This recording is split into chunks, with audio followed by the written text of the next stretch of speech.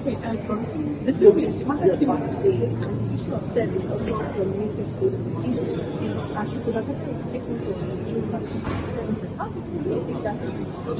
Well, in legal proceedings, service of processes is very important because it's only when parties are properly served can study the cases and know how to respond. So the judge has that all the relevant processes should exchange by the parties so that everybody will be in a better position to respond. And it will also give the court a good ground, So lastly, one issue that we want to understand is, can the court interfere with matters? We are strange. The court has not such right. We've been very law-abiding institution, the Senate. We must answer the call of the court. That's why we're here. But it is right to say that the internal affairs of the National Assembly cannot be entertained by court. It's only after, if not done in line with the law, that the court can come in. So there's been a ruling about the number of the period that the member can be suspended. Well, we are acting in line with our rules and Order 66 Rule 8 of the Standing Order of the Senate empowers the Senate to extend the suspension as long as they deem fit. There you have it. So that is one of Nigerian senators at the court today, in the Federal High Court, Abuja today, hearing where the Nigerian Senate was responding to Senator Natasha Akpoti's lawsuit barring the ethics committee from probing her. So this was submitted before before the ethics committee did their findings in their probe, after which they suspended her. Now, to give you some context, I'm just going to quickly read through what Punch says here, and after that, I will give you a bit of analysis.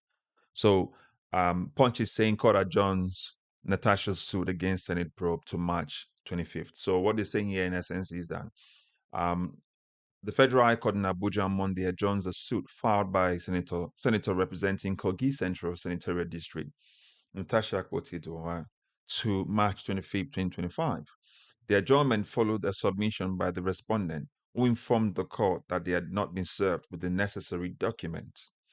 Akpoti had approached the Federal High Court seeking an order restraining the Senate Committee on Ethics and Privileges from investigating her.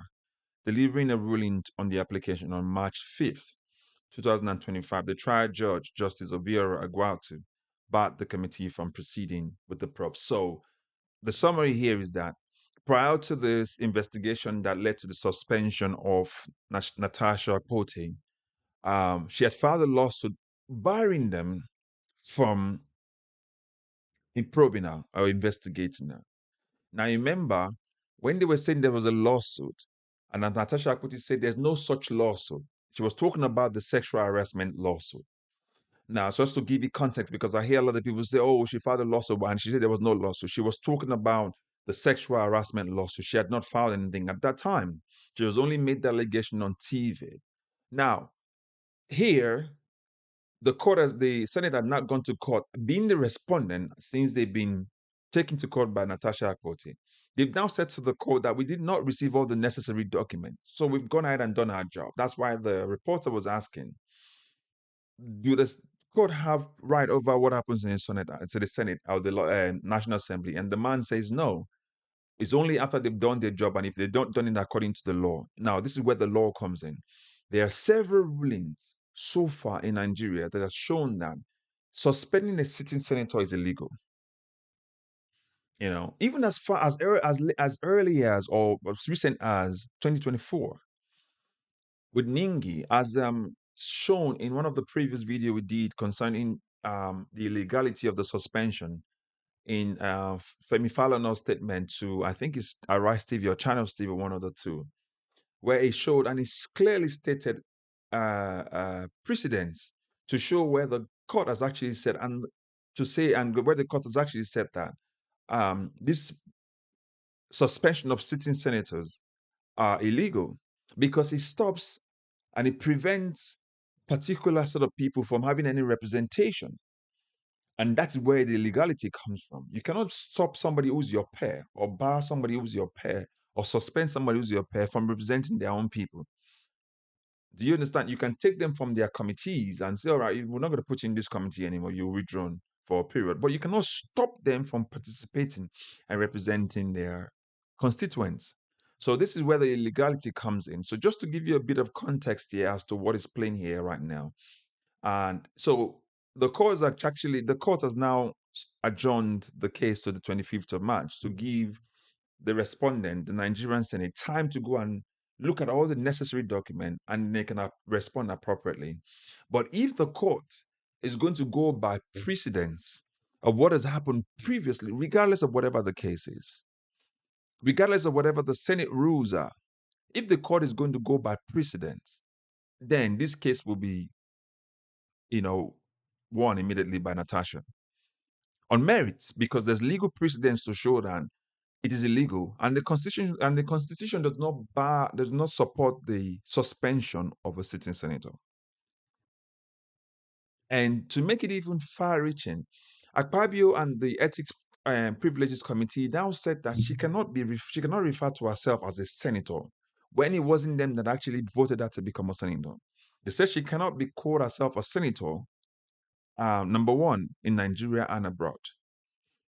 So it let you know how far-reaching the Senate actually used the hammer on Natasha Akpoti. So my say to Natasha Akpoti today is that, well, as you go through this motion, there might be a case where they come to an agreement because that's what they've done over time. Is that the court overrules and then the person gets paid, accepted back into the legislature, or they have make an agreement, and somehow, if you remember, Akpabio made mention of something about apology when it came to Nzeribe's time at the time. I think it was Arthur Nzeribe. He made a mention like that. So if they want to force her to apologize to him and to the Senate, that's where she would do Nigerians a disservice. You cannot apologize to them because it was a kangaroo ethics committee and that came up with a kangaroo judgment. And here we are right now. So, but knowing that Nigerian court at the moment, the judiciary at the moment is corrupt and is being hijacked by corrupt politicians, I would not be surprised if they uphold the judgment of the Senate. I would not, and they'll start a new legal precedence as well again. All right. So again, if you're watching this for the first time, please, as always, like, share, and subscribe. We need your subscription to get this content out because we must get the kind of country that we want, and we want a country that works for where the rule of law is followed and everyone is the same under the rule of law. And obviously, our judiciary is also involved in all of this. So please like, share, subscribe, and follow, and then and keep your comments coming, please. We need this coming, and let us know what you think. What is your what is your thinking? What is your thought about this judgment? Do you think that come the 25th or afterwards, do you think the court will favor Natasha Akpoti because of previous legal precedents? Let us know your thought. As always, thank you. God bless you. Bye bye for now.